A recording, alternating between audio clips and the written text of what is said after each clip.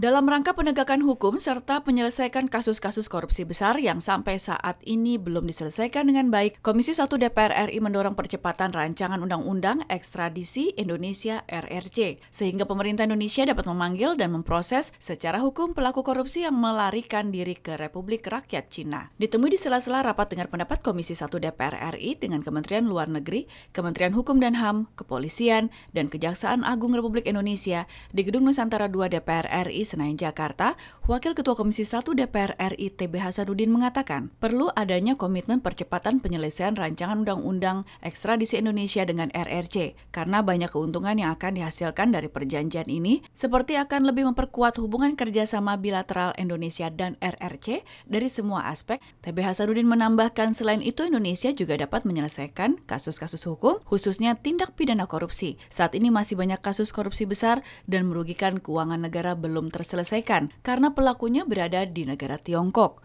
Banyak komunikasi, banyak nilai-nilai yang didapat antara lain bisnis dan sebagainya. Ya, ketika berbicara kejahatan ya kita perlu undang-undang atau perjanjian ekstradisi.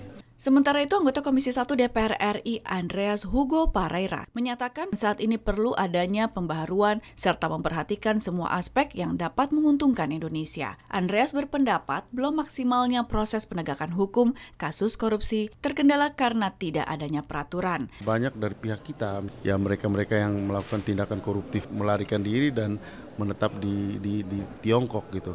Selama kita tidak punya perjanjian ekstradisi, kita tidak bisa menarik mereka minta untuk ekstradisi ke Indonesia. Hanya dengan perjanjian kerjasama seperti ini, hal-hal tersebut bisa diselesaikan. Hilman Hidayat dan Teguh, TVR Parlemen melaporkan.